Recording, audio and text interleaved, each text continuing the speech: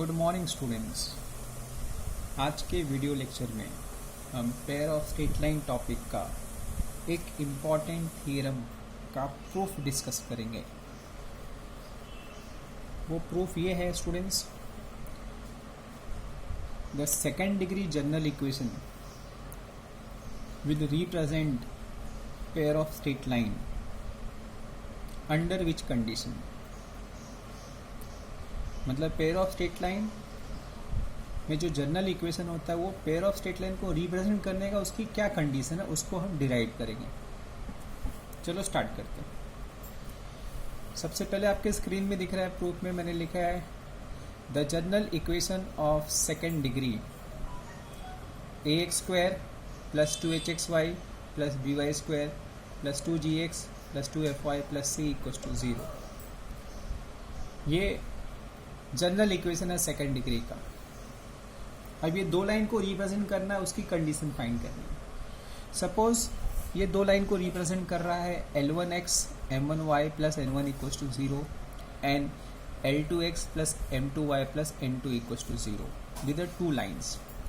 ये दो लाइन है जो second degree general equation represent कर रहा है। मतलब इसका मतलब क्या हुआ, मैं ऐसा लिख सकता हूँ कि सेकेंड डिग्री जनरल इक्वेशन मतलब ax square plus 2hxy plus by square plus 2gx 2fy plus c equals to 0 is equal to, ये दो लाइन को रिप्रेजेंट करा तो पहली line L1x M1y plus C1 into L2x plus M2y plus N2 equals to 0। अब right hand side में जो दो लाइन को ये रिप्रेजेंट कर रहा है उसको मैं मल्टीप्लाई कर लूँ। चलो मल्टीप्लाई करते हैं। मल्टीप्लाई करने के लिए सबसे पहले मैं x और x के टर्म को मल्टीप्लाई करता हूँ। जैसे ये x है फर्स्ट ब्रैकेट में, इसको x से मल्टीप्लाई किया तो x into x square L1 into L2, तो फर्स्ट टर्म आपको मिल गया L1 into L2 x square. अब मैं y वाले टर्म को मल्टीप्लाई करता तो y into y square M1 into M2, तो M1 into M2 Y square. अब मैं कांस्टेंट टर्म को मल्टीप्लाई तो C1 इंटू मतलब constant term of first line constant term second line C1 N1 into N2। इसके बाद मैं एक्स वाई टर्म को मल्टीप्लाई करूँगा। जैसे ये x का टर्म है, इसको इससे मल्टीप्लाई इसको इससे मल्टीप्लाई मैं कर चुका, अब इसको इससे मल्टीप्लाई करना है तो क्या आएगा L1 M2 आएगा और XY आएगा। वैसे M1Y को इससे मल्टीप्लाई तो क्या आएगा M1 L2 और XY, दोनों में XY मैंने कॉमन ले लिया तो देखो क्या मिला L1 M2 plus M1 L2 XY। मतलब ये x को y से मल्टीप्लाई किया, ये y को x से मल्टीप्लाई किया तो उसमें XY कॉमन ले तो ये आ गया। थोड़ा सा शॉर्टकट मैंने किया, आप एक एक करके मल्टीप्लाई करके भी XY ला सकते हैं। अब मैं x के टर्म लाऊंगा। अब मुझे कहाँ पे मल्टीप्लाई करके x का टर्म मिलेगा, जब मैं L1x को इससे मल्टीप्लाई कर चुका हूँ, इसको इससे मल्टीप्लाई कर चुका हूँ, केवल इसको इससे मल्टीप्लाई करना बाकी है। तो देखो L1 N2 x और कहाँ से मिलेगा N1 इंटू L2, तो भी x आएगा तो दोनों का x कॉमन लिया तो क्या मिला L1 N2 L2 L1। अब लास्ट बचा y। अब मैं इसको इससे मल्टीप्लाई कर चुका, इसको इससे मल्टीप्लाई, केवल इसको इससे मल्टीप्लाई करना बाकी है। तो M1 N2 देख सकते हैं और उसके बाद N1 को y से मल्टीप्लाई कर N1 M2 y कॉमन। तो अब इक्वेशन कैसा आ गया x square y square constant x वाले टर्म y वाले टर्म। इसको मैं कंपेयर कर लूँगा जो राइट हैंड साइड का इक्वेशन है। तो एक्स स्क्वायर को एक्स स्क्वायर से कंपेयर करेंगे स्टूडेंट्स, तो a की वैल्यू आ जाएगी L1 L2, तो मैंने लिखा है a की value L1 L2। Y square को वाई स्क्वायर से कंपेयर किया तो b की वैल्यू आ गई M1 M2। कांस्टेंट को कंपेयर किया तो c की वैल्यू आ गई N1 N2। अब कंपेयर करेंगे x का कोएफिशिएंट, उसको 2g बोलते, 2g की वैल्यू आ गई। y का कोएफिशिएंट उसको 2h बोलते, xy के कोएफिशिएंट 2h बोलते। तो मैंने कंपेयर करके ये सब अल्फ़ाबेट की वैल्यू फाइंड कर ली। अब आगे डिस्कस करते हैं। इसके बाद क्या करेंगे, ये जिन दो इक्वेशन को रिप्रेजेंट कर रहा है, ये इक्वेशन जिस दो इक्वेशन को रिप्रेजेंट कर रहा है वो दोनों लाइन के इक्वेशन को मैं डिटर्मिनेंट के फॉर्म में लिख रहा हूँ।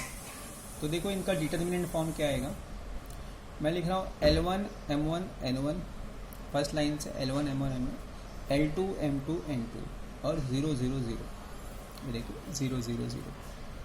और सेकेंड में L2 M2 N2 L1 M1 N1 0 0 0 equal to 0। ये जो डिटर्मिनेंट है इसका एक कॉलम 0 होने की वजह से इसको एक्सपांड करेंगे तो आंसर 0 आएगा, इसको एक एक्सपांड करें तो आंसर 0 आएगा, और इक्वल टू 0 इसलिए लिखा। अब ये दो स्ट्रेट लाइन को मैंने डिटरमिनेंट के फॉर्म में लिख दिया, जिन दो स्ट्रेट लाइन को ये रिप्रेजेंट कर रहा है उसको डिटरमिनेंट के फॉर्म में लिख दिया। अब अगले पेज पे हम सीखेंगे कि ये दो डिटरमिनेंट को मल्टीप्लाई कैसे करना है। आइए डिस्कस करते हैं नेक्स्ट पेज पे। अब इनको मल्टीप्लाई करना है, तो मल्टीप्लाई करना आप देख सकते हैं कैसे मल्टीप्लाई करेंगे। मल्टीप्लाई करने का रूल पहले मैं बता देता हूँ। Whenever we want to multiply two determinant always multiply row along with row. जैसे मैट्रिक्स में रो इंटू कॉलम करते हैं, इसमें रो इंटू रो करेंगे, मतलब फर्स्ट रो को फर्स्ट रो से मल्टीप्लाई करेंगे। देख सकते हैं आप स्क्रीन पे फर्स्ट रो जो है, ये जो फर्स्ट रो है इसको ये फर्स्ट रो से मल्टीप्लाई करेंगे तो आपको क्या मिलेगा, L1 इंटू L2, ये देखो L1 into L2 plus L2 into L1 लिखो या L1 इंटू L2। फिर फर्स्ट रो सेकेंड रो से मल्टीप्लाई करेंगे तो L1 into M2, L2 into M1, 0 into 0 का मतलब है ये आ गया फर्स्ट रो का सेकेंड रो के साथ में। अब फर्स्ट रो का थर्ड रो के साथ में सिमिलरली हम लोग सेकेंड रो से मल्टीप्लाई करेंगे, ये सेकेंड रो से फर्स्ट रो को, ओके, थर्ड रो को, मतलब सेकेंड रो से तीनों रो को मल्टीप्लाई कर लेंगे, फिर ये पूरा रो आ जाएगा। फिर थर्ड रो से मल्टीप्लाई करेंगे तो पूरा रो आ जाएगा। अब इनकी वैल्यू को हम कर देंगे सब्स्टिट्यूट। अगर आप फर्स्ट पेज पे देखेंगे तो L1 L2 का मतलब A है, L1 L2 का मतलब A है, और ये एक्सप्रेशन जो 2h के बराबर है, ये एक्सप्रेशन 2g की बराबर है। फिर से आ गया ये 2h, ये b प्लस b है। प्रीवियस में देखेंगे तो मैंने बताया है कि b की वैल्यू क्या है, ये वैल्यू 2f की है, ये 2g, ये 2f 2c। अब ये 2a हो गया। अब देखिए सब जगह 2a आ गया, 2 कॉमन ले लीजिए, 2 कॉमन लेके उसको राइट हैंड साइड में मैंने डिवाइड कर दिया। तो देखिए आपकी वही कंडीशंस आ गई जो मैंने आपको लेक्चर में एक्सप्लेन किया था। ये इसका प्रूफ है। Thank you very much.